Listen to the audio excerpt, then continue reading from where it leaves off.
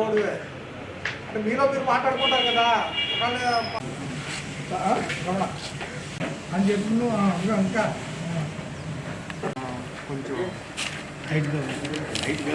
మాట కూడా క్లియర్గా చెప్తున్నారుగా మా బావ పూర్తిగా మీ భావన ఏం చేయాలంటే చేసుకుంటాడు అవతల ఎక్కడో ఏమ్మా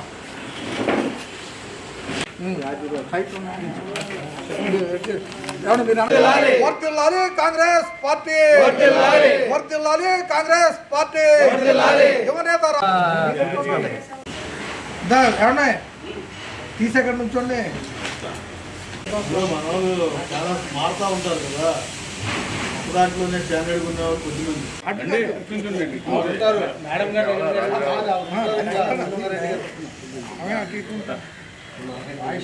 వైఎస్ షర్మారెడ్డి గారి నాయకత్వం, షర్మారెడ్డి గారి నాయకత్వం, షర్మారెడ్డి జిందాబాద్, జిందాబాద్ జిందాబాద్, నాయకత్వం. జై కాంగ్రెస్, జై కాంగ్రెస్, జై కాంగ్రెస్, జై కాంగ్రెస్, జై కాంగ్రెస్, జై కాంగ్రెస్. వైఎస్ షర్మిల గారి నాయకత్వం, వైఎస్ షర్మారెడ్డి గారి నాయకత్వం, వైఎస్ షర్మారెడ్డి గారి కాంగ్రెస్ పార్టీ జిందాబాద్, జిందాబాద్ కాంగ్రెస్ పార్టీ జిందాబాద్, జిందాబాద్, జిందాబాద్. వైఎస్ షర్మిలారెడ్డి నాయకత్వం, వైఎస్ షర్మిలారెడ్డి నాయకత్వం, వైఎస్ షర్మిలారెడ్డి నాయకత్వం. జిందాబాద్, జిందాబాద్.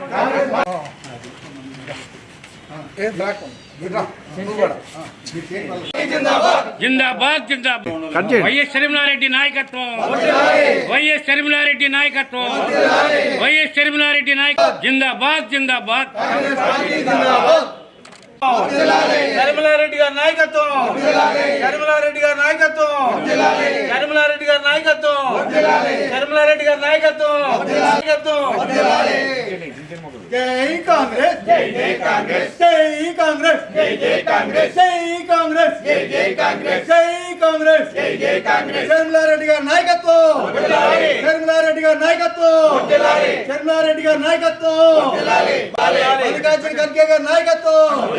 జై కాంగ్రెస్, జై కాంగ్రెస్, జై కాంగ్రెస్, జై కాంగ్రెస్, జై కాంగ్రెస్, జై కాంగ్రెస్. షర్మిలారెడ్డి గారి నాయకత్వం, వర్ధిల్లాలి కాంగ్రెస్ పార్టీ, వర్ధిల్లాలి కాంగ్రెస్ పార్టీ. జిందాబాద్ కాంగ్రెస్ పార్టీ, జిందాబాద్ కాంగ్రెస్ పార్టీ. యువనేత రాహుల్ గాంధీ నాయకత్వం, యువనేత రాహుల్ గాంధీ నాయకత్వం, యువనేత రాహుల్ గాంధీ నాయకత్వం. జై కాంగ్రెస్, జై కాంగ్రెస్, జై కాంగ్రెస్, జై కాంగ్రెస్.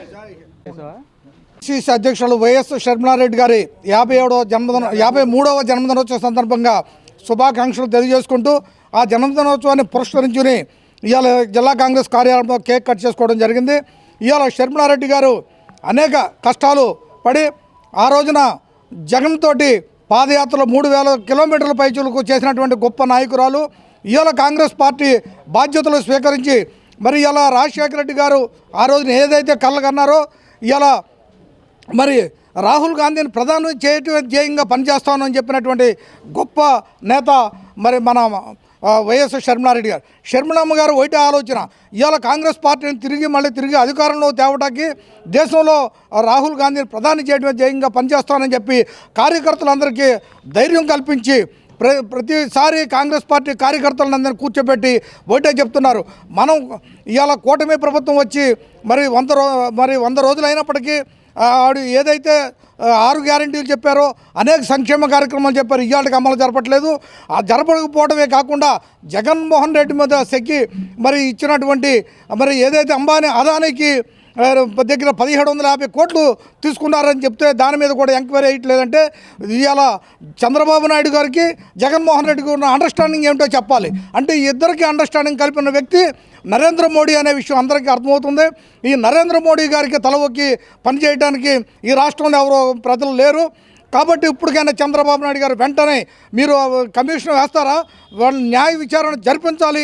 1750 కోట్లు తీసుకుంటే మరి సైలెంట్గా ఉంటే ప్రజల మీద మాత్రం మీరు 4000 కోట్ల పైచులకు భారం వేస్తే కట్టడానికి మేము సిద్ధంగా లేం. ప్రజల తరపున మేము ప్రజా క్షేత్రంలోకి వెళ్ళి పోరాటం కాంగ్రెస్ పార్టీ కార్యకర్తలు అదేవిధంగా ఇండియా కూటమిలో ఉన్నటువంటి కొన్ని పార్టీలు అనేటువంటి వామపక్షాలు అందరినీ కలుపుకుని కూడా ఉద్యమం చేస్తామని మీ ద్వారా తెలియజేసుకుంటున్నాం.